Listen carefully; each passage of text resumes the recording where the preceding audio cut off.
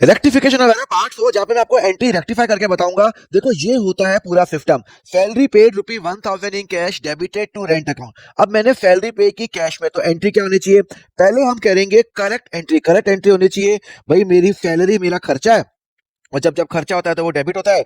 तो salary account debit to cash होना चाहिए था 1000 रुपी। तो पहले आप ये करोगे, पर मैंने क्या कर लिया, मैंने कहा डेबिट कर दिया, मैंने रेंट में डेबिट कर दिया। मतलब मुझे सैलरी डेबिट करना था, पर मैंने क्या कर लिया, रेंट डेबिट कर लिया। तो मैंने एंट्री कर ली रॉन्ग एंट्री। क्या कर ली, rent account debit to cash कर लिया 1000 रुपी एंड 1000 रुपी। मतलब मुझे सैलरी डेबिट करनी थी, मैंने गलती से क्या कर लिया, रेंट कर लिया। अब उसको ठीक कैसे करे? तो ये होता है फॉर्मेट। पहले आएगा wrong, reverse, correct and rectifying entry. ये मेरा फाइनल आंसर होगा। पहले मैं करंट एंट्री करूंगा। मेरी करंट एंट्री क्या होती है, सैलरी टू कैश। मैंने क्या कर लिया, डेबिट क्या कर लिया, रेंट को डेबिट कर लिया। अब मैं इस एंट्री को रिवर्स करूंगा। जैसे आप कोई कॉपी में गलती करते हो तो क्या करते हो, रब करते हो ना।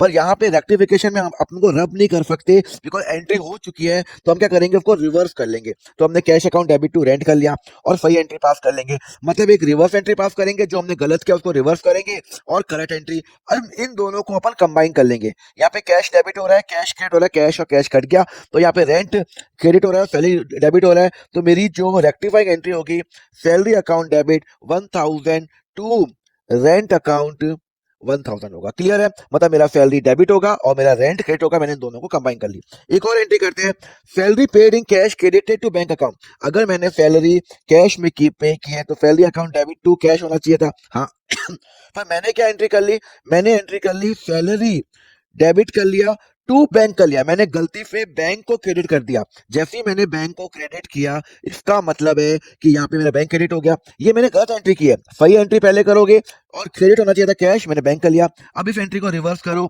Bank debit. जो मैंने एंट्री गलत की उसको रिवर्स करो। चलो मैंने रिवर्स कर लिया। अब क्या करूंगा, यहाँ पे सैलरी सैलरी कट गया, सैलरी डेबिट हो रहा है, सैलरी क्रेडिट हो रहा है, कट गया। तो अल्टीमेटली मेरी जो रेक्टिफाइंग एंट्री हो गई, bank account debit to cash हो गई 5000 एंड 5000। क्लियर है? चलो एक और एंट्री करते हैं, laptop repair expense debited to laptop account. एक बात बताओ, जो भी मेरा रिपेयर का खर्चा होता है वो मेरा क्या होता है, नॉमिनल खर्चा अकाउंट होता है। खर्चा मेरा डेबिट होगा, तो रिपेयर टू कैश होना चाहिए था। हाँ, और मैंने क्या गलती कर ली, मैंने कर ली लैपटॉप टू कैश कर लिया।